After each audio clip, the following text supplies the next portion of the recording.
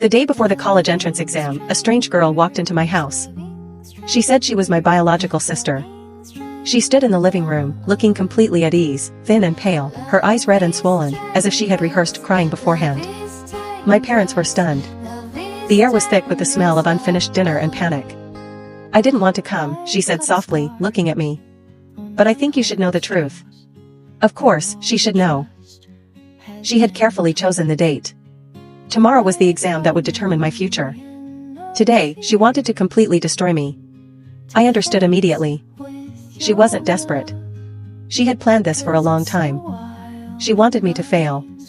My parents looked at me, their faces a mixture of guilt and confusion. "Darling," my mother said hesitantly, "she says you were switched at birth in the hospital." I smiled. Not because I believed her, but because I clearly understood what she was doing. She wanted me to be emotional, distraught, unable to sleep all night. She wanted me to walk into the exam room in a daze, because she remembered the future where I succeeded. And she wanted to have it all. She had been reborn. To me, she was more terrifying than anyone else. I was perfectly calm. She didn't know I had read this story before. In the original novel, I was just a background character, the fake daughter who broke down, failed the exam, and quietly disappeared. The real daughter reclaimed everything: family, resources, destiny. That was the plot. But I wasn't that person anymore. I entered this story with complete memories, clear logic, and one rule firmly in mind. Never fight on the battlefield chosen by your enemy. So I calmly looked at the girl. "What's your name?" I asked. She blinked, clearly not expecting me to be so friendly. "Anna," she said. I nodded. "Welcome." That was my first strike. I turned to my parents. "I have an exam tomorrow," I said calmly. "I need to go to bed early." I glanced at Anna again. "If what you're saying is true," I continued, "we can do a DNA test. Next week." Her pupils narrowed. Next week meant I wouldn't break down. I wouldn't lose. She forced a smile. Of course. But her fingers were tightly clenched into fists.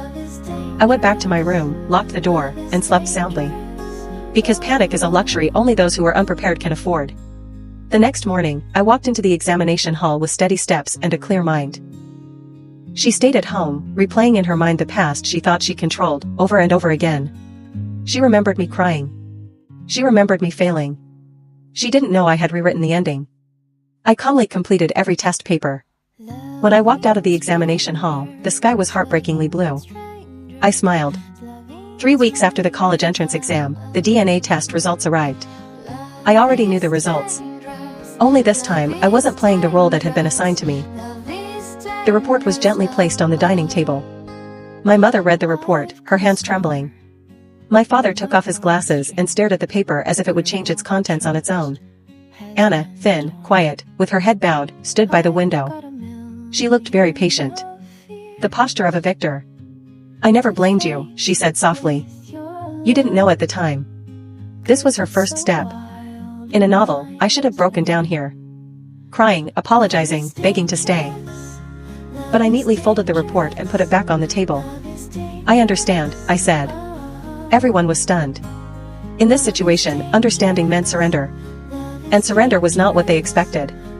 Anna moved into the guest room, then the study, and then slowly, occupied the central position in the entire house. She was careful, polite, and always reasonable.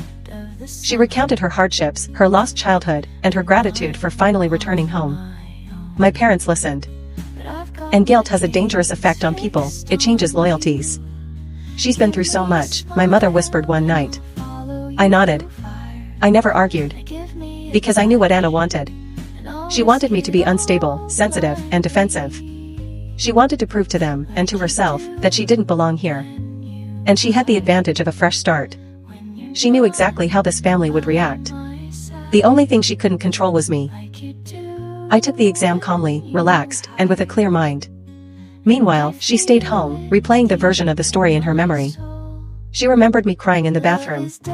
She remembered my mind going blank during the exam. She remembered winning effortlessly. But memory is not reality. And a fresh start doesn't guarantee dominance. When my results came out, they were better than anyone expected. Among the top in the country. My parents breathed a sigh of relief. Anna smiled. but said nothing. That silence was her second move. The deterioration was insidious. A comment here. A sigh there. She's so independent, Anna would murmur. She doesn't need you like I do. She's so strong, she would add. She won't mind. Love, once divided by guilt, becomes an arithmetic problem. And I was the number that was easier to subtract. When arguments started, I became cold. When I remained silent, I became distant. When I defended myself, I became ungrateful. I watched it all unfold, like a familiar scene playing out again. Only this time, I wasn't afraid of the ending. The final argument arrived quietly. My father said, maybe it would be best if you moved out for a while.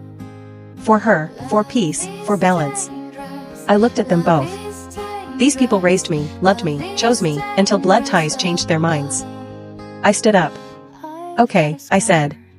No tears, no accusations, just clarity. I packed a suitcase.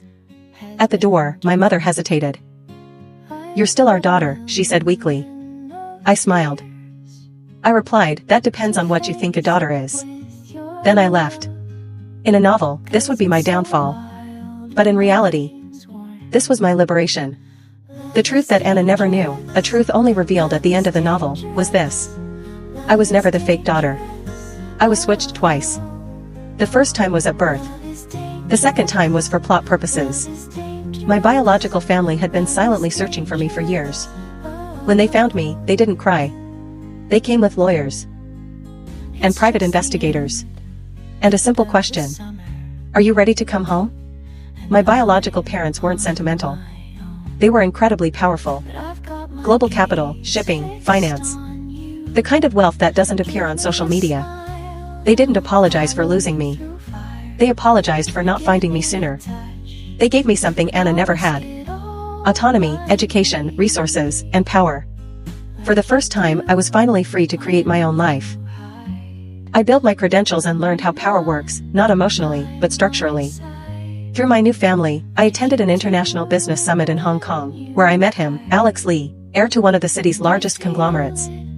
He was composed, intelligent, and utterly unfazed by drama. Our first conversation was purely professional. This world rewards value, not sentiment, he said. I agree, I replied. We spent hours discussing markets, strategies, and global finance. He challenged me, questioned me, and respected my answers. I was used to being underestimated, but he didn't. Over the next few months, Alex and I worked on several investment projects together. He was meticulous, protective, and occasionally witty. One evening, after closing a complex deal, he smiled at me. You rarely smile, he said. I only smile for those who deserve it, I replied. He raised an eyebrow. Glad I meet the criteria, he said. Subtly, something shifted. Professional respect turned into easy banter. Silent understanding turned into trust. And over time, trust turned into intimacy. I returned to Hong Kong, solidified my connections, built my reputation, and learned to navigate elite society on my own terms. Anna tried to emulate me, climbing the social ladder through manipulation and emotional tactics, but she repeatedly failed. At a company dinner, Anna's eyes widened when she saw Alex and me enter together. I was the guest of honor, she was just an outsider. He opened the door for me and whispered. Smile. They need to remember who you are. I leaned slightly towards him. Then let's make it a memorable one, I replied. We continued working together, but the undeniable spark between us grew stronger. Alex never rushed me, he never forced me to do anything. He respected my boundaries and appreciated my ambition. One rainy evening, we stayed late at the office reviewing contracts. I looked up and found him quietly watching me. You work too hard, he said. I like to win, I replied. He smiled gently. Perhaps I like watching you win even more, he whispered. It was the first time I realized that our relationship was no longer just a partnership. Months later, at a private charity event, he formally introduced me to the Lee family board of directors, calling me his fiancée. The room instantly fell silent. Anna was stunned. My former parents shifted uncomfortably. This is my partner, Alex said calmly. My fiancé, he added. The implication was clear, I was no longer invisible. I was recognized, protected, and respected. Anna opened her mouth, but no words came out. Only shock. That night, Anna cornered me in the garden. You took everything from me, she hissed. I looked at her calmly, leaning slightly into Alex's warmth. No, I said. You took what you thought was important. I created what truly matters.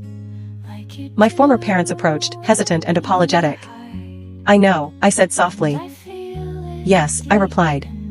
It's truly incredible, he said. Together, we rewrote the ending. I didn't just survive, I achieved tremendous success. Anna remembers everything. I remember nothing. Except for the future we created together. And that future belongs to us.